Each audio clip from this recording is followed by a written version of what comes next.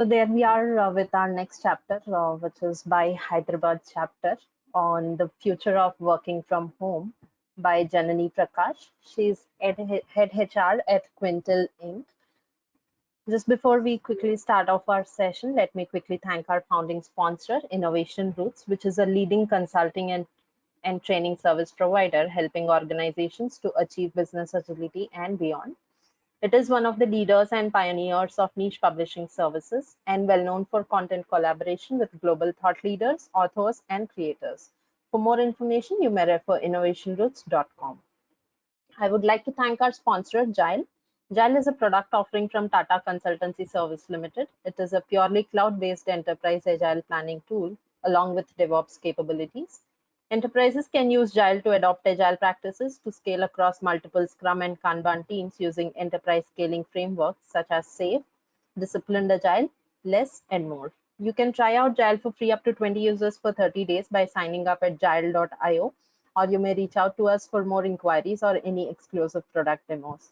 Check out the Agile page on Agile Network India website for more information. Quick do's and don'ts for all our participants. Request you all to join the event 5 minutes before the start time. Use high quality speakers or headphones for better sound quality. Please keep your microphones muted and videos disabled as this may cause disturbance and bandwidth issues. Questions will be taken via chat box. Request you all to enter your questions in the chat box. And at the end of the session, the facilitator or moderator will help and read out few questions to the speaker as per the time availability. Request you all to fill in the feedback form after the event to help us understand more about the event management. We appreciate your cooperation, and with no further delay, let me call upon Ume on webcam and microphone. Over to you, Ume. Thank you so much. Good afternoon, everyone. A very warm welcome to our next session. Today, I'm Ume Kulsum, and I'll be the moderator for today's session. I'm an enterprise agile coach, and I've got more than 16 plus of years experience. So before I hand it over to our speaker today, who is Janani Prakash, I would like to take a minute to introduce her. So as Nabina said, Janani is the global head of human resources for Quantilla Inc. She has more than 15 years of progressive HR leadership experience across product services, startup and consulting organizations. Throughout her career, Janani has partnered with senior leaders across geographies in defining and implementing the people strategy for their business and has led several efforts on aspects such as workforce planning, succession planning, diversity and inclusion, business transformation, change management, leadership enhancement, and competency development. And on the personal front, Janani is a certified yoga teacher, trained singer, and a trained Veena teacher and a player. She lives in Hyderabad with her husband and her daughter. So this is a brief introduction about her, Janani, our speaker. And of course, today's session is really an interesting session because we are in an era where nobody has thought we would be in the working from home for such a long time. Of course, we all work from home, but I think it has been a very long, work from home for every one of us. And today, Janani is actually going to throw some lights on the future of working from, home for the office, how it is going to be. So, Janani, over to you. Thank you, Ume, for that very generous introduction. I'm really glad to be here and speaking to all of you. Yes, indeed, a very interesting topic. So let me just take you to the future that we want to be, right? Let's just take a few moments to be in the future. This is a chilly morning on December the 2nd. You're just waking up with that gnawing feeling in your tummy that you need to get back to office. And today is the time you're going back to office almost after 20 months. Already your head is running with multiple things on what are aspects that need to be taken care of at home. And then you're also thinking about safety norms, several other things about getting back to office. In fact, for a moment, you're even feeling a little shy to go in front of several people and start working from the office. This concept itself looks to be very novel to you. You get into the cab and go through a 1 hour ride. There is traffic because several other offices also have opened up. You're already feeling that there is this 1 hour that I could have done different things at home just to reach the office to see a lot of people queued up outside the security. And all of them are with masks, with a 6 feet distance from one to another. And then they're also being issued face shields. After strenuous standing there and the lifts, you finally reach your workstation after another hour. So 2 hours is done, and then you have not yet started working. By now, there are things at home that had to be taken care of. Your child's online schooling is still running. Someone at home who is helping you today is not able to figure out something and has already started calling you. You're also looking at some familiar faces, seemingly familiar faces, and you're not able to say hi or, you're not able to give them a high five or a handshake or a friendly hug. All that you're able to say is just hello. And you're not even able to recognize many of them. Some people have started talking about new collaboration tools, which you have not even heard of so far. And some people are super excited to just be back at office. And your heart is at home. And you also think you could have been very differently productive. With so many things going on, 4 hours into from the time you started commuting, you're feeling very frustrated and you're just sitting like this, just for someone to come and tap on your shoulder then. And then you wake up just to realize that it is actually October 30th and you're dreaming all this about December 2nd because you saw an email from your organization yesterday that offices are opening up from December 2nd for you. Obviously, because there is this session, you feel excited. You think that you could possibly learn something and be better prepared so you don't go through a feeling of worry or anxiety at that point of time when you actually need to get to office. So you start, you're really here to understand how can you make this better. And maybe if you're a decision maker in organizations, then you're also here possibly to understand how can you make it easier for people to get back to office. I often do this whenever I need to do something for the future. I try to drift myself to the future, look at it and get back to the present. I also drift myself to the past and then see what has changed from the past to the present.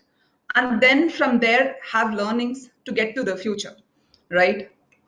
So, from that context, what you will see in the next several minutes is a look back at the past. We will examine the present. How has the ecosystem changed quite a bit? How has employee needs changed on an average? From there, we will dive into the future. Then we will start rethinking work, workplace, and workforce. And finally, there's something in it for you because you can either get prepared from this or you may learn something to make it better for yourself. So what is in it for you is what is there finally. With this as the context, let's have a look back at the past and compare it with the present. Now, for this, the pre-COVID era is the past, and the COVID era, which is kind of extending for the last 20 months. Of course, the degree of impact has been different, but then predominantly, the assumption is people are continuing to work from home right now. So, what you see in the past is pre-COVID, what you see in the present is work from home COVID era, right? So several factors. You used to have fixed work timings, more or less. I don't think that was ever the case for IT. But then at least there were fixed office hours when you used to go to office and then get back. But right now it's all working anytime basis your convenience. Many times it's also working from anywhere versus working from office. Onboarding, hiring, and all used to be in person versus now it's all virtual. There were a lot of travels, leadership visits from different countries to here, or leadership visits from India to other places. Everything has become virtual town halls, virtual leader connects. There was also a lot of conversation around stress earlier, but then the degree of conversation around stress has significantly increased in the last 1.5 years. So people are highly stressed, but they're also highly productive because many people don't even know what they can do beyond working if they are at home in front of the laptop and they do not have many other things to do or many people to connect with. So that way, less stressed, productive employees to highly stressed, but highly productive employees are what we see, what we are seeing right now. Obviously, there are much more human connections to now. Human connections exist through those tiles in the digital screens. Learning has gone through a significant shift from classroom learning to e-learnings. Now, from this as the present, Let's just resonate with some of these characters. And maybe, these characters could be any of you who's listening to this or somebody that you might be aware of. Let's take Meena and Rohan for an example. They are working professionals and they are juggling between their household chores, childcare, and office work.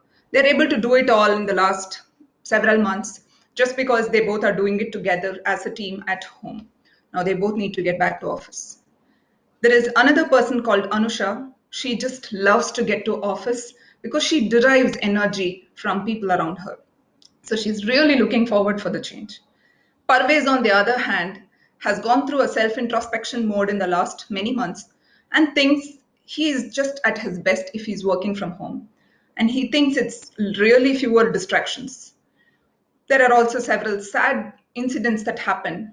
Anirudh, in this case, has lost his wife during the pandemic and is now responsible to take care of his son and his elderly father. He's really wondering how can things get managed at home when he's off to office. These are just 4 scenarios outlined, and you could see 100 other scenarios because everyone is going through something, and each of us have different support systems, ecosystems that we have created for ourselves to thrive through this difficult period. So, for us to understand what can the future look like, we need to completely examine the modified ecosystem that we have put together for ourselves and how that will further go through change in the next few months. Second, by virtue of the sudden shift, the accelerated shift from working from office to working from home, what are the changed employee needs? Because of the changed employee needs and ecosystem, how should a workplace really be in the near future? What can fail if things are not planned out well? I think I did call out in my initial example possibilities of few failure feelings, but then I think we can anticipate larger failures. If we anticipate, we can prepare better, and therefore we can actually cater to everything really well, much ahead of time. With all of this, what's going to be the redefined work, workplace, and workforce is what we will look at in this section. So let's look through the ecosystem. The biggest worry that I hear from people from any corner when I talk to them is schools are either partially opened or they're not opened. Then there is this lack of childcare or daycare facilities. Kids are not yet vaccinated. Yes, we have seen a couple of news articles on vaccination availability. There are mixed feelings, fears around that. A lot of people also have become responsible for elderly care. And then a lot of people also relocated to smaller towns due to different responsibilities. Some people have found new hobbies and they have repurposed their travel time to make sure they are utilizing it differently to develop something else in life. Some are occupied with domestic responsibilities. Then there are permanent life changes too for some. Like in our case, I spoke about Anirudh, who lost his wife to COVID. So this is the modified ecosystem by and large. There could be other variants, but these are a few that I could think of. With all of this, we should remember that the pandemic is not yet over. And we don't know if there is really a third wave and will that be that large. What are the changed employee needs? Now, this is a very well researched slide, and there are several data points that we have got from very credible sources. I'm not going to read out the numbers here, but then I'm going to call out some of the critical aspects that will influence the design of the future workplace. 2/3 of the people around the world want work flexibility, even when the pandemic is over. 1/3 of the people are almost prepared to quit their job in case their boss is asking him or her to come to office full time. As you can see in the right side, people want preference in when they work, where they work from, who do they want to collaborate, what feels them more productive, what makes them feel more productive. And then underlying all of this is the ask that's loud enough on flexibility. Flexibility on everything when, where, how, and being remote. On an average in India, people want to work from home for about 3.5 days. But across the world, it's about 2.5 days. Certain things that are being forgotten is there is this executive and employee connect that used to exist quite a lot earlier when we were in person at offices. That is becoming a very weak link basis the research that, research papers that I've gone through. Leaders are really out of touch with employees and requires a wake-up call. High productivity is actually masking an exhaustive workforce. The ones that actually joined workforce just in the last 2 to 3 years, who fall into the Gen Z category, are at risk because they do not have role models to look forward to. They have actually not experienced the office environment as such. For a lot of people, it's the laptop that's the association with the company. So the sense of association itself is missing.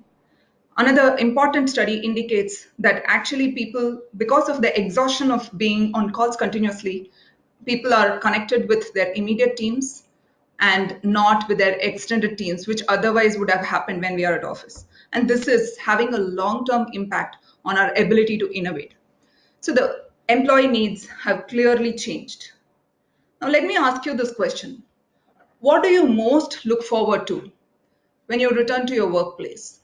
You could take your phone and use this QR code, just scan this QR code and try and respond to this question. I'm reading out the question again. What do you most look forward to when you return to your workplace?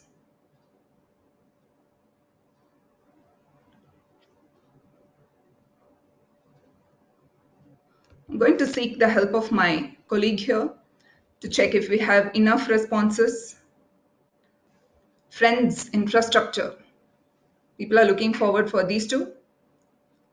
Collaboration, excellent. So the link is also posted here. If you want to just click the link and then respond, it'll be great.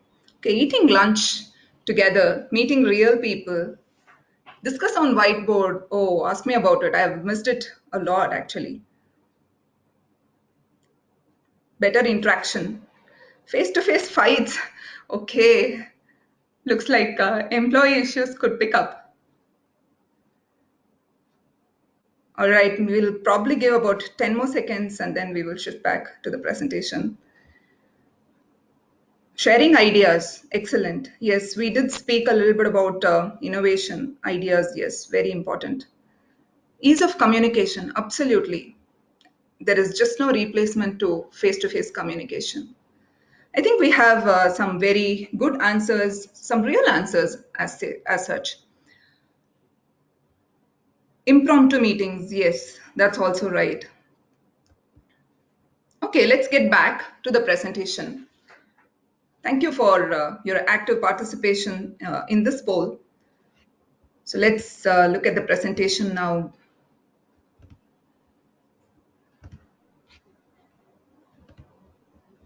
Okay.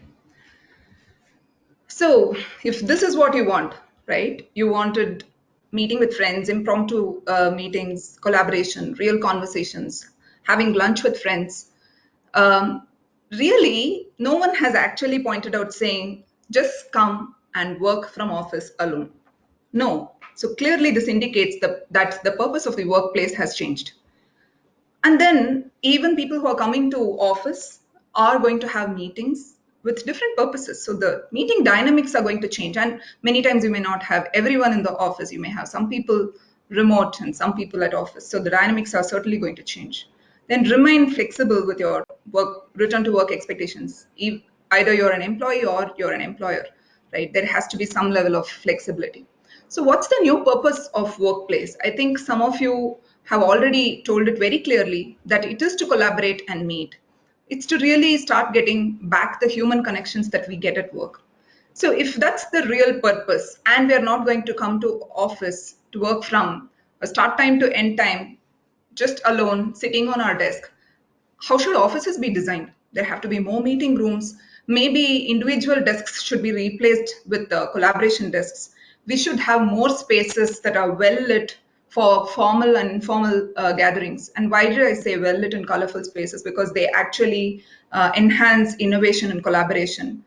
Something scientific about these. So the purpose of the workplace has changed. How the purpose of meetings, not the purpose really, meeting dynamics are going to certainly change, because you're going to have hybrid meetings where some people are at home and some people are at office. So certainly you may require different collaborative tools. Who knows if we may get like a like an advanced AR VR system where you can get a person projected into the room. I don't know, I'm just thinking weird, but it may be a reality too in the future. So investment in the technology that will ease up the requirement of an organization is very critical.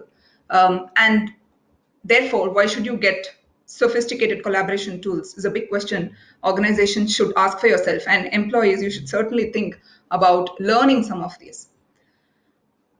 So a lot of things are changing, right? Let's say earlier in 1,000-seater organization, mostly about 900 people coming into office, suddenly are shifting to, let's say, a 30-40% only kind of occupation, then a lot has to change. A lot has to be planned ahead. It has to be partial, rotational. The department heads have to have conversation in terms of who's coming when. Within the teams, there have to be a super high collaboration. With all this said, and they may appear to be transactional, if they're not taken care of well, there could be a lot of mess when we actually get back to office.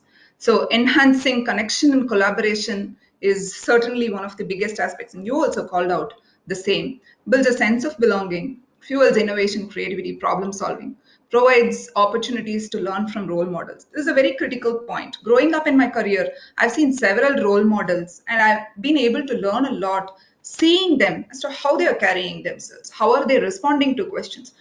In tough moments, how are they able to keep cool? And yes, can you observe some of these over online meetings? You can, but not to the best extent. How do people even dress up for meetings, right? So many things that you can actually learn from role models if you're around some of these seniors or people who are very good at what they're doing. With this said, what could be potential work models for the future? It's very critical for organizations to think about what do they want to achieve through their operations. Is it very highly creative work? Is it a work that requires a lot of collaboration? Do they want everyone? Is it confidential work that can't be shared outside? I know there are some companies who have made like a swift back to work last year sometime by virtue of the kind of work they're doing. Could be financial, banking related work, right? So there could be models ranging from fully on site to primarily remote. Now, the fully on site, I think everybody understands work from the office. Partially remote is a gray one, right? Organizations could potentially give you options to work from home for 2 days a week from home, and then 2 to 3 days. But there has to be a lot of collaboration on this in terms of how and who will come to office and why. And then primarily remote is you will typically work from somewhere, but there may be certain days where you may have to come to office. It may be monthly once or twice. But the decision making of where you will fit in as an employee or employers, if you're making a decision, should more or less align to the degree of creativity and collaboration that's required from the job. So in the right side, you actually see a 4x4 matrix, and several sources that we referred to, but then the BCG experience one was most apt.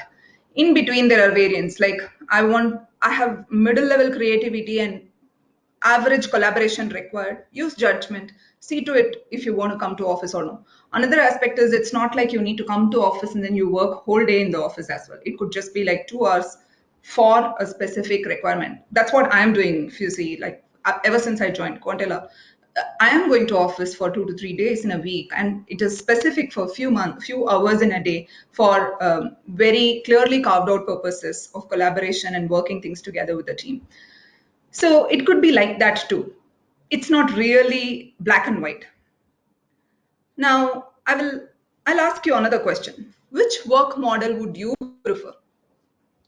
Please use your phones, use the QR code and respond to this. This is a quick one. Okay, partially remote is what people are asking for. Primarily remote also. Yeah, different people have different needs.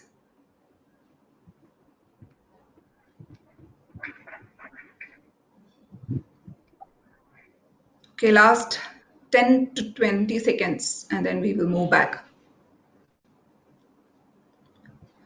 Any other responses? Okay, let's get back. So as you can see, people's preference is really to work partially from home and partially from office. So let's also think about, yes, we are asking for this, right? Partially working from office and partially working from home, which is really called as the hybrid model at this time. What could fail in this? Some really intuitive articles on this. And when my team and I were working on this, we really could think of possible failures. One of the important aspects is many managers could think 2019 is equivalent to late 2021 or 2022. People are coming back to office, so I'm going to set clear timings for people to be in the office. It'll be a classic failure. So managers have to redo their thinking in this. Everything? Um, hey, can you please go on mute if you're not speaking? Thank you. Inconvenience? Navina, can you please go on mute?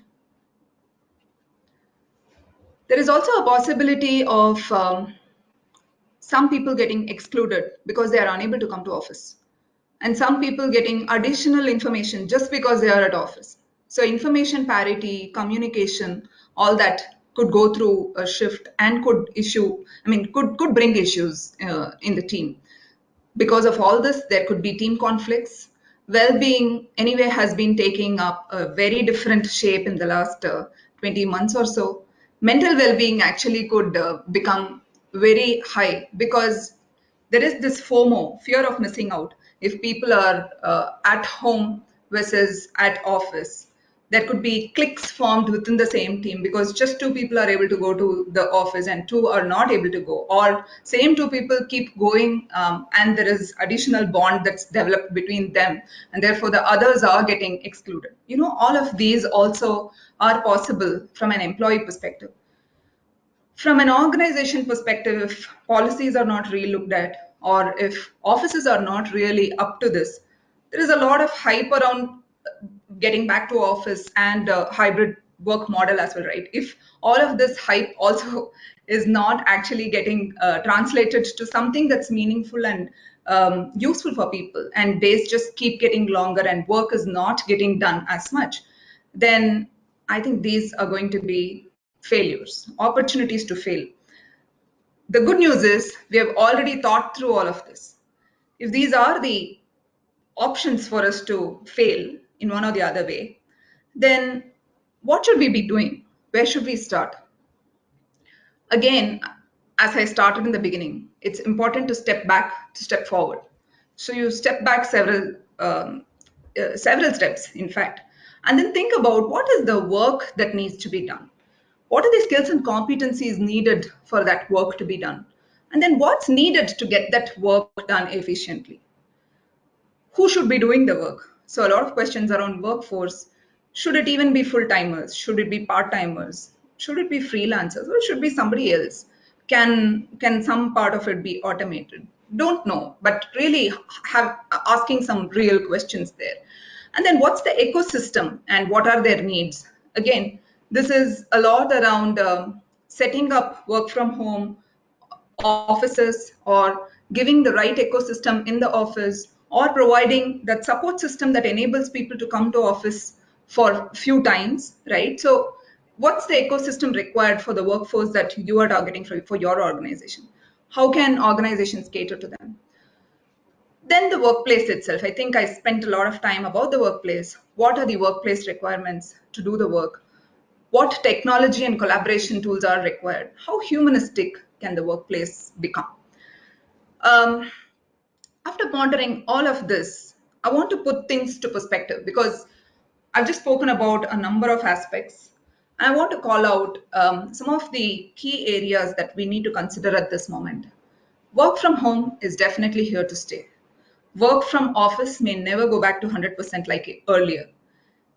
Organizations should enable home office setups while redesigning their workspace to enable collaboration is even more imperative. Tools and technologies are really important. There could be lack of knowledge about those by leaders in the organization or employees, but it's important to take a critical look at that and then enable those. Also, when second wave happened, some organizations just went all out and opened up before the second wave. And then there was a lot of people hit with COVID. So it's important to take baby steps when we are doing this comeback. So maybe start with a pilot perhaps. And then amidst all this, we have to watch our competitor moves. If you're an employer, watch your competitors. What are they doing? Because that could be a pull factor or a push factor. Let's say you're choosing to have people come to office 100%, while your competitors are taking a hybrid approach. It's not going to help you because a lot of people who want hybrid flexibility, remote working, could opt to leave to your competitors. So work also needs to be done. So what's the most appropriate approach needs to be thought through, keeping this point in perspective. The last one here is, in the end, remember, we're dealing with people, their changed needs and career aspirations. With all of this, if you are a HR professional or a business leader listening to this, what are some of the factors you need to consider while making decisions for the future of working from office? Think about the infrastructure required. What's the cost implication it will have? What's culture really? What's the current culture? It's all gone through a haywire shift, I must say. Many organizations are not even aware of what's their culture because it's just changed so much. But what's the culture you want to get to? So what's current and how can you bridge the gap as you're making this major shifts?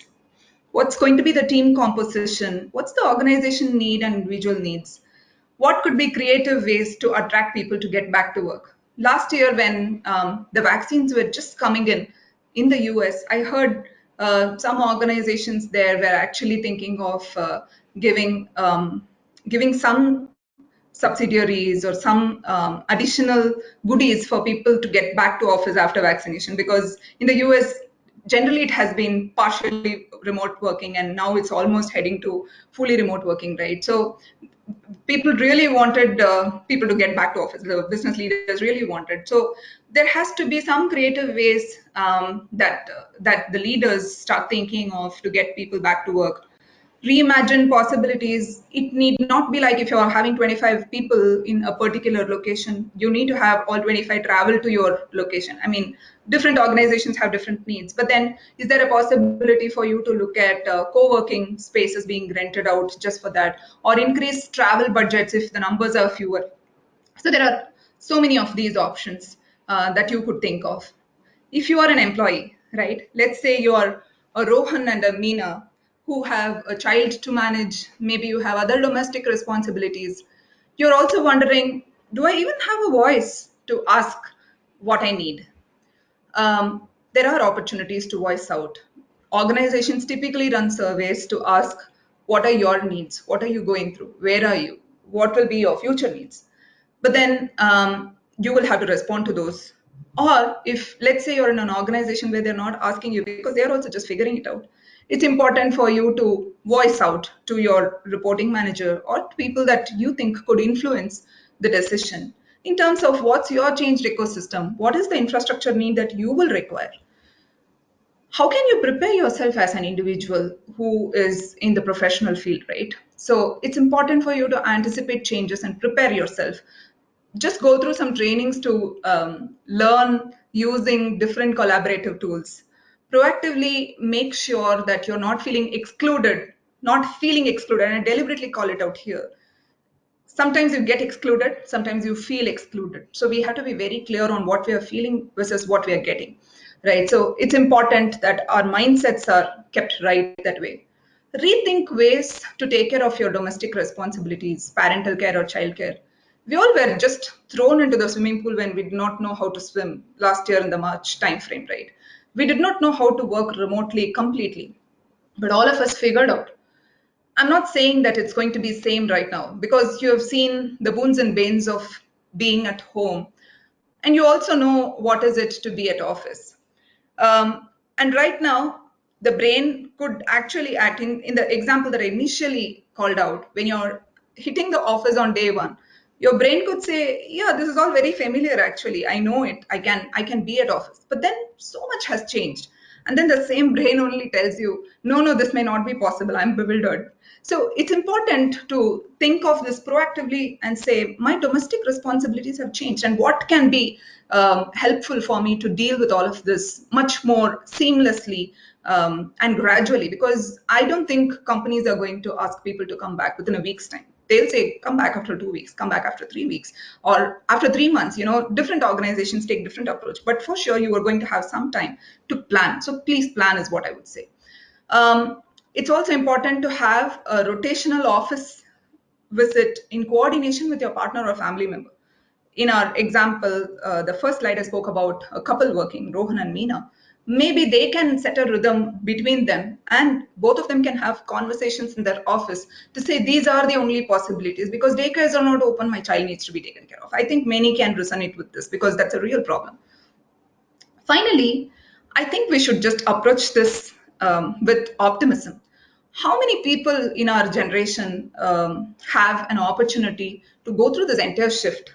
I think 15 years from now, if we are talking to the next generation of workers, we all would have seen something that's dramatic. A pandemic hits once in several hundred years. So what's even positive in all of this for us to learn and give back to the next generation? I think that's very critical for us. So looking at all of this with a lens of optimism is important. And we should also be proud that we are in a place where we are able to influence some of these decisions about hybrid work in the future. Appreciating opportunities to reconnect and collaborate. I know of several people who literally craved for human connection when they were at home, working from home. So appreciate this opportunity that this is actually coming back. Realize that this change is not just for you, but it's for everyone. I think the entire pandemic taught one thing, because it did not differentiate the backgrounds that we came from, or our financial statuses, or even countries, colors, race, nothing. It just came to everyone. So people started feeling some level of equality within themselves, because it's happening simultaneously for everyone, right? Again, this shift is also happening for everyone. So you're not alone. You can learn from each other's journeys. And finally, hybrid environment actually empowers people. Like I was telling you about my own example. I decide that I'm going to go in the afternoon to office for 3 hours for a very focused discussion, and I come back. It's empowerment for me to say, okay, I'm going to work early morning on certain things that I want to think. I'm going to go and meet my team for 3 hours in the office.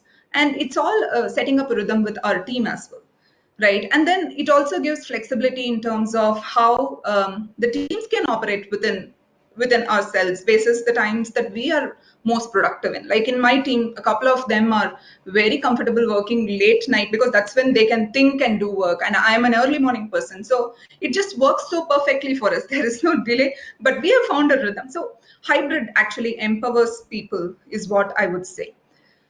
Now, I'm going to ask you this question, and you could use the chat box. How will you prepare yourself to get back to office?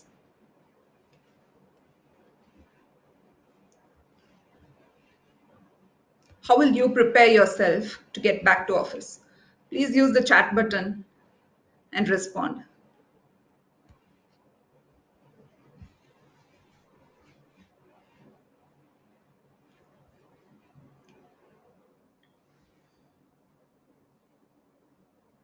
Okay, I see Shantanu's comment. How about creating childcare facility at office? Okay, there are questions. Okay, maybe I'm not going to read out the questions, but let's just focus for a moment on how are you going to be prepared to get back to office. It's a very customized approach. Very true. It's about tuning the mind. Again, very true. I think you tune the mind, you can tune everything else around it. Any other responses? Last 30 seconds maybe. Then we will quickly move to the Q&A. First, need to know why I am even going back to office. Such a classic question. Yes, Shantanu, that's right. Yeah, just be yourself. Yeah, I think it's important for us to be authentic and okay to be vulnerable, to call out what our needs are. Okay, depending on the team requirement. Okay, thank you. Thank you for all these responses. Okay, offices should be used for lunch, dinner only with team members. Okay. Okay, thank you for some very good responses. I think I've come to the end of my presentation. If you have any questions, you could ask here. I think there are some questions already posted. Maybe I could pass this on to Ume. Yes, thanks, Janani. That was a really very informative session, and I think that's one thing that is running in everybody's mind, how it is going to be in future if we get back to office. And I think you've touched upon a lot of aspects that are really very important for us to plan and get back to office.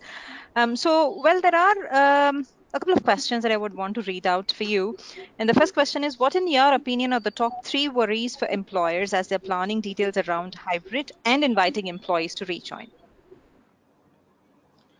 3 worries of employers is what you're asking, is it? Can you repeat your question Exactly. once again? Yes, the top 3 worries for the employers To get back people to office. as they are planning details around hybrid approach and inviting employees to rejoin back to the office. Okay, understood. Like I said, the competitor moves. I think that's a big worry because every day now there is a news article around hybrid working or different organizations' approach.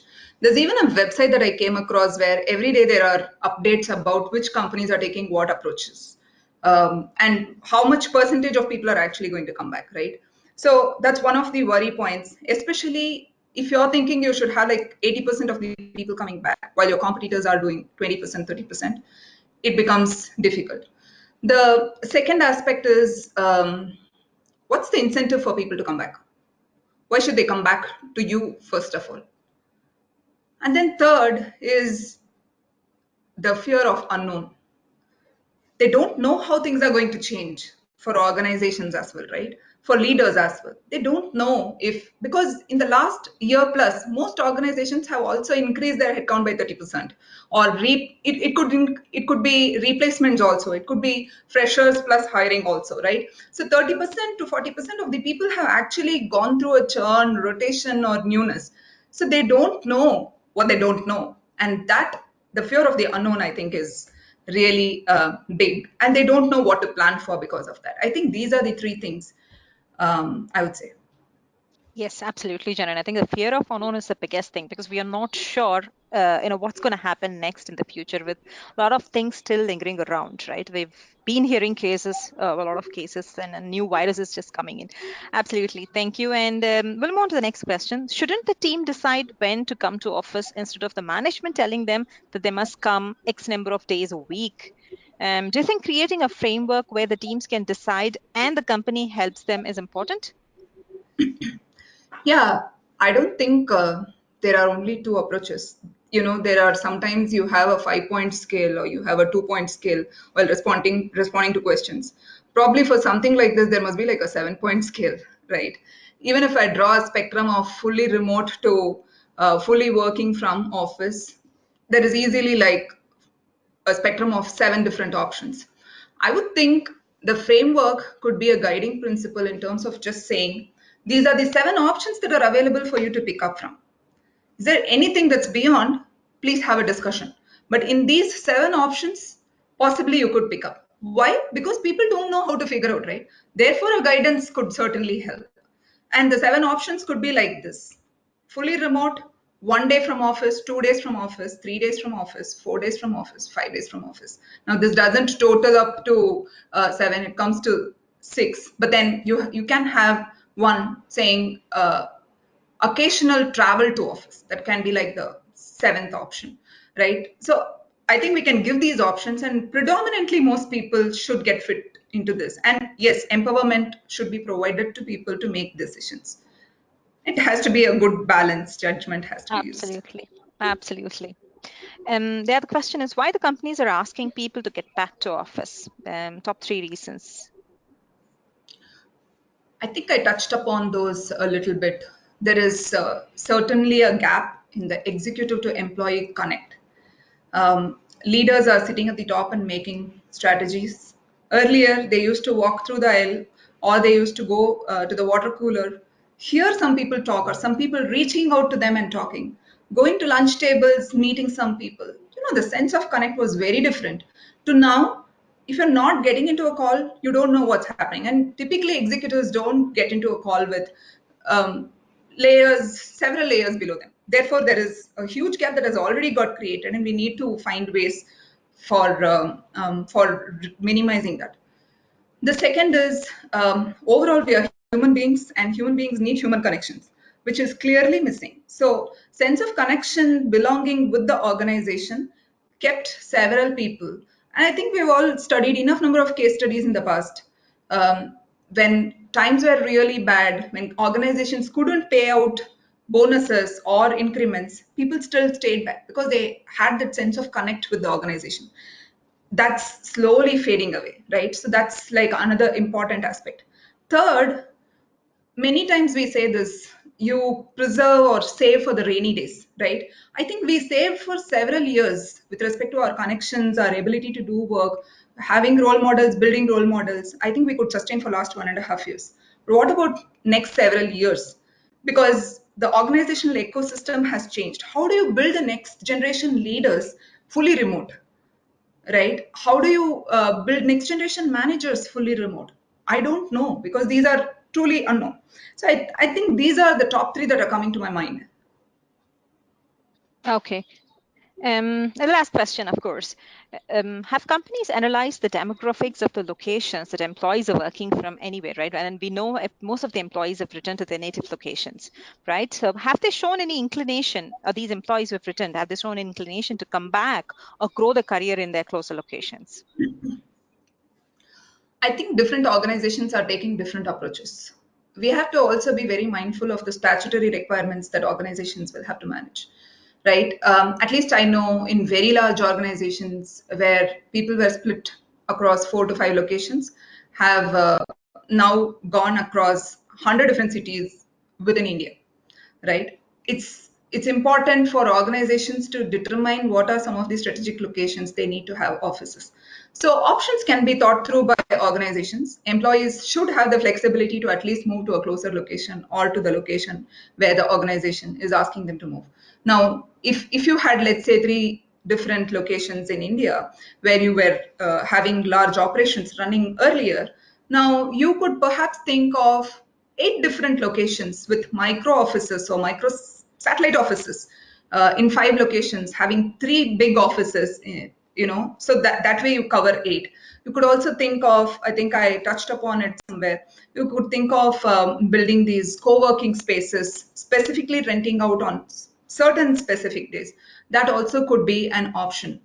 Um, but people will need to come back, if not fully, to a great extent. I think it is good for them, it's good for the organization. It has to be timed well so that people are able to plan the schooling of the children, the other needs that they have signed up for in the last several months, right? I think all those are important. Thank you so much, Janani, for a wonderful session. Thank you so much.